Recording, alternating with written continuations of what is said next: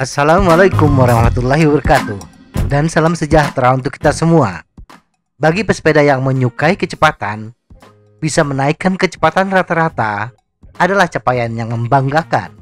Semakin tinggi kecepatan rata-rata yang bisa diraihnya, maka semakin tinggi tingkat kebanggaan mereka. Tetapi ada yang merasakan kenapa kecepatan rata-rata bersepedanya stagnan pada kecepatan tertentu, tidak naik-naik. Misalnya tetap di kisaran 30 hingga 35 km per jam. Memang, semakin tinggi kecepatan rata-rata kita, membutuhkan daya juang yang semakin besar pula untuk menaikkan 1 hingga 2 km per jam. Mari kita perhatikan grafik berikut. Kenaikan power terhadap kenaikan kecepatan tidak berbentuk linear, tetapi berbentuk kurva menaik. Pada kecepatan yang besar, untuk menaikkan kecepatan 1 hingga 2 km per jam, membutuhkan daya yang lebih besar dibandingkan pada tahap awal kecepatan. Meningkatkan kecepatan berarti kita harus meningkatkan daya yang bisa kita hasilkan. Ada dua cara dalam meningkatkan power, yaitu dengan meningkatkan gaya torsi atau meningkatkan cadence, putaran pedal per menit.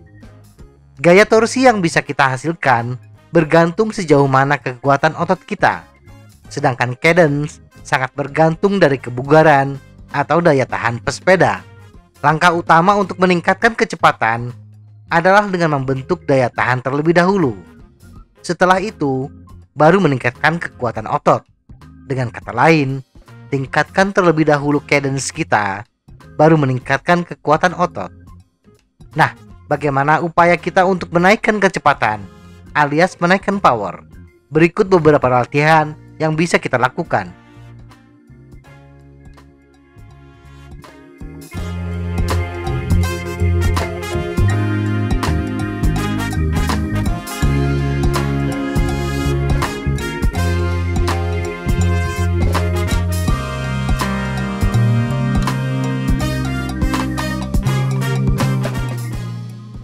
Satu, latihan zona 1 dan 2. Untuk membentuk daya tahan, pesepeda harus berlatih di zona 1 dan 2, 60 hingga 70% dari detak jantung maksimum, atau 55 hingga 75% dari FTP. Sebanyak 75% dari waktu atau jarak tempuh latihan kita per minggu. Misalnya kita bersepeda sebanyak 300 menit per minggu, maka lakukan latihan di zona 1 dan 2 sebanyak 225 menit. Dan sisanya 10% atau 30 menit berlatih di zona 5, 95 hingga 105% dari detak jantung maksimum, atau 105 hingga 120 FTP. Dan sisanya 15% atau 45 menit berlatih di zona 3 dan 4, 70 hingga 90% dari detak jantung maksimum, atau 75 hingga 105% FTP. Latihan zona 1 dan 2 ini akan mulai berkurang intensitasnya seiring dengan meningkatnya daya tahan tubuh. Selanjutnya kita bisa berkonsentrasi untuk berlatih di intensitas tinggi. 2. Bersepeda dengan gear rasio besar. Untuk melatih kekuatan otot, kita harus membiasakan tubuh menerima beban yang lebih berat. Untuk itu, lakukan latihan dengan menggunakan gear rasio yang besar dan cadence yang konstan atau sama. Latihan ini akan menghasilkan output daya yang lebih tinggi secara konsisten. Lakukan latihan ini di jalan datar secara bertahap. Jangan langsung gear besar. Setahap demi setahap, naikkan gear rasio kita. Misalnya jika biasanya kita menggunakan kombinasi 50-17T dengan cadence 80 rpm, maka tingkatkan gear rasio menjadi 50-15T dengan cadence yang sama selama 3 menit. Kemudian di minggu berikutnya tetap menggunakan kombinasi 50-15T, tetapi durasinya dinaikkan menjadi 5 menit sampai kita bisa bertahan lebih lama, kurang lebih 20 hingga 30 menit di gear besar dengan cadence yang sama. Bila sudah merasa stabil di gear rasio yang baru, mulai tingkatkan lagi dengan gear rasio yang lebih besar. 3. Bersepeda di tanjakan. Bila di latihan dengan gear rasio di jalan datar sudah kita kuasai, Maka untuk meningkatkan kekuatan otot lebih besar lagi, bersepeda di tanjakan adalah cara yang bagus untuk meningkatkan daya tahan otot. Ketika di tanjakan, kita cenderung menurunkan cadence dan menggunakan gear ratio yang paling ringan. Target utama dalam latihan ini adalah meningkatkan cadence dan gear ratio yang optimal, mulai dari kondisi yang biasanya kita lakukan. Langkah awal adalah menaikkan cadence.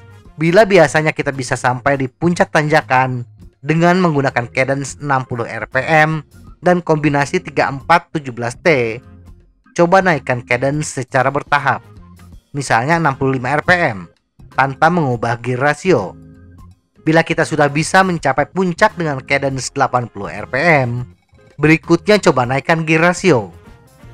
Bila semula 34-17T, ganti menjadi 34-15T dan mulai lagi dengan cadence 60 rpm.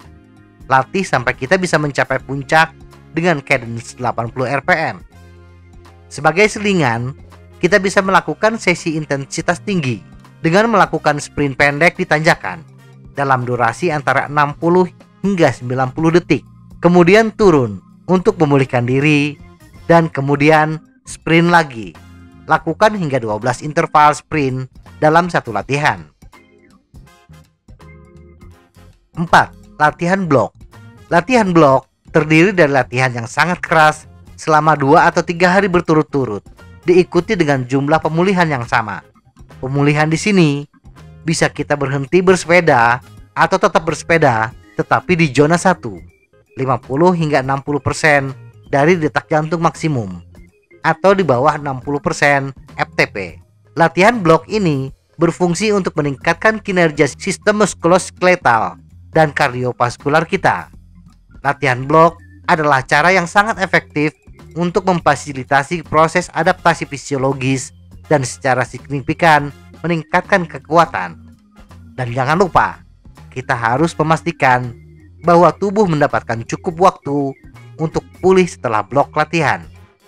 Semoga informasi ini bermanfaat. Tetap sehat. Salam goes.